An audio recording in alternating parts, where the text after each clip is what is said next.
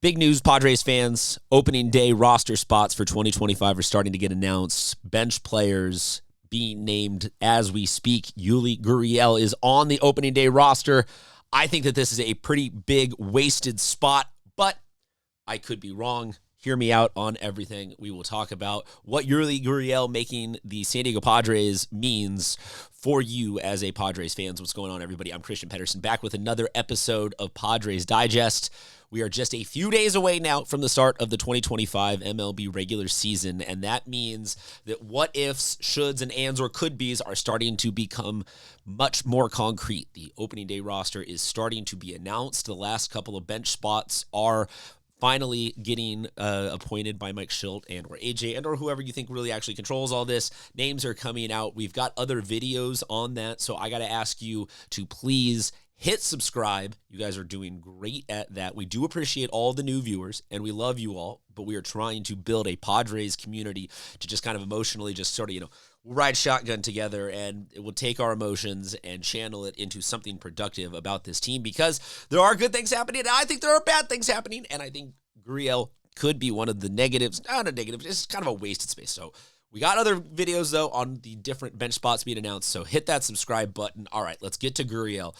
Here, I'm going to show you numbers for spring training, last regular season, and career. So you know what the 40-year-old is sort of looking like. This is a general overview and of what he's doing right now. And I get it. If I'm having to play devil's advocate and sort of be like, I prove that I am not just an overreactionary blowhard, and that I know how to, at least kind of process thoughts here about Padres fans. Like, I get it. There's no real major downside to starting the season off with putting a 40-year-old World Series champ, dude who's been in the moment, and Mike Shildt has talked about this in press conferences about how, he said World Series ring, World Series, like he adds depth of experience and knowledge and veteran presence.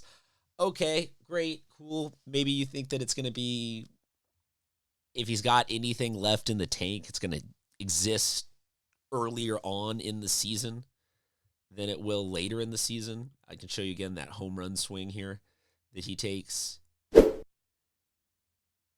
He's obviously still like a funk. I'm not trying to trash this guy and say that like he is not a good Major League Baseball player and or can't be a good Major League Baseball player. I'm just trying to say that the Padres, as much as I get building veteran presence and saving the younger guys, giving them a little bit more time, I think that there is a difference, though, in like Turso's not a project. He's a good hitter. There's some other guys in the minor league system that I kind of feel like, what is 40 games of this guy going to do for us before he ends up kind of weaning off? Like, if it's just, what does he do for me? I don't see any upside to this for a couple of weeks or months of the season before it dies off. And then you go, okay, yeah, other guys going to get it. Like, at some point, you got to just get some of these guys major league experience and playing time, because they're good enough. They just got to be around it, or at least in my opinion. And granted, I'm just a YouTuber. I'm not a manager, so I could be way, way off on this. But on some guys, you just kind of, and hear me out. You can look at these numbers, and you can be a deep cut analytics guy, but also sometimes you can just be do they pass the eye test? Do they pass the sniff test? Like, they just got that kind of intangible baseballism about them that you like. And you're like, hey, I want that guy on my squad as part of my team. I will take him hitting 215 versus a 40-year-old hitting 215, because the younger guy can grow into it, and the older guy is probably just a sign of overall regression of skill. And I get that it'll be a process of, there's a lot of come and go on the back end of a major league roster, this sort of version of baseball that exists today. There are very few teams that just sort of lock in with their dudes at the start of a year and just say, okay, we're going to roll with these 25 baseball players and we're just going to make it happen. Like that. Like, there's a lot of moves that get made, and I get that the Padres probably had conversations with some of these guys of, hey, you're going down to the minor leagues, but it will only be for, this season. Like, we plan on you being a part of the big league squad, yada, yada, yada, and we'll get you up. I still just feel like it's kind of a wait. Like, maybe we'll be wrong, but I think that going off of like, okay, he's got somewhat whatever numbers. He showed that he's still got a little bit of pop in his bat.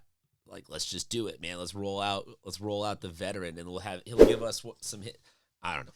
I just don't see it. I don't like it. I like a lot of things that the Padres have done this offseason. This is not particularly one of them. Not the end of the world, though. I'm like I said, he's not a completely fallen off baseball player. I just feel like there's not enough upside here to make this a good decision for the Padres versus giving somebody of the younger end of their the top end of their younger minor leaguers, giving them some MLB service time to be around an already veteran heavy presence in that clubhouse with guys like Xander and Manny and Fernando and the everyday major leaguers. So let me know what you think, though, down in the comments section, and we will talk about it all season long. So make sure you hit the subscribe button, and we will get you Padres Digest content every day, all day, just for you. Talk to you guys soon.